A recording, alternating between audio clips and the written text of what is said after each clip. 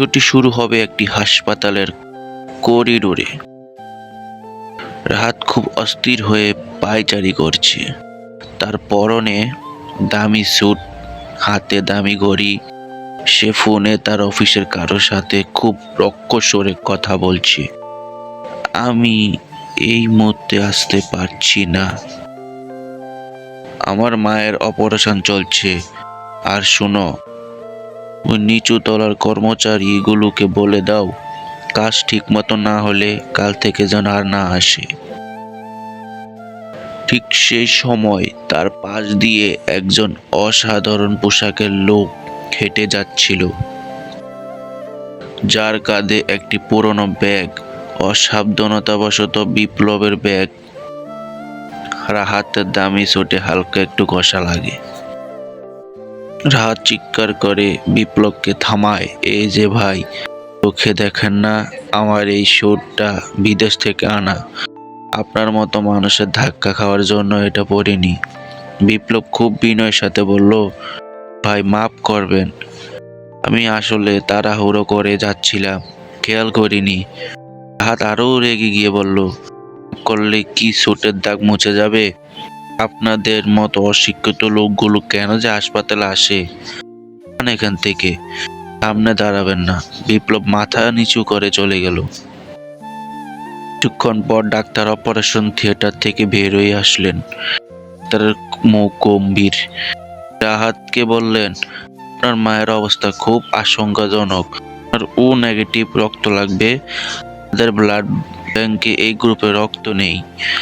4 ঘন্টার মধ্যে রক্ত না পেলে ওনাকে বাঁচানো কঠিন হবে। রাহাত দিশেহারা হয়ে পড়ল।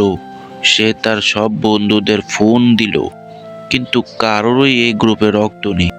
সে টাকার অফার দিয়েও কাউকে খুঁজে পেল না।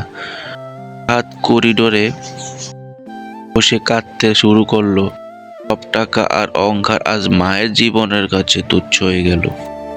তখনই একজন নার্স এসে বলল, রাহাত, আপনার মায়ের জন্য একজন রক্তদাতা পাওয়া গেছে, তিনি রক্ত দিচ্ছেন। রাহাত স্তব্ধের নিঃশ্বাস ফেলল। রক্ত দেওয়ার রুমের সামনে গেল। মনে মনে ভাবলো, যে রক্ত দিয়েছে তাকে সে অনেক দামি উপহার দিবে। রক্ত দেওয়া শেষ করে যখন রক্তদাতা বেরিয়ে আসলেন, রাহাত স্তম্ভিত হয়ে গেল। তিনি আর কেউ নন, ওই বিপ্লব, যাকে কিছুক্ষণ আগে সে চরম অপমান করেছিল।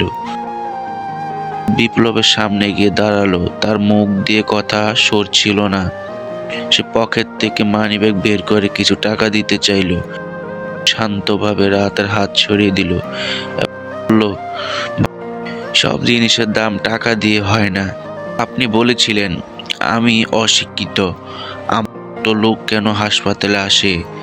আমি এসেছি মানুষকে সাহায্য করতে, কোনো বিনিময় নিতে নয়। মায়ের সুস্থতা কামনা করি। বিপ্লব চলে যাচ্ছিল, কিন্তু রাহাত তার পা জড়িয়ে ধরে কেঁদে দিল। সে বলল, জীবনের সবচেয়ে দামি উপহার টাকা দিয়ে কেনা যায় না, সে মানুষের ভালোবাসা আর নিঃস্বার্থ ত্যাগের মাধ্যমে।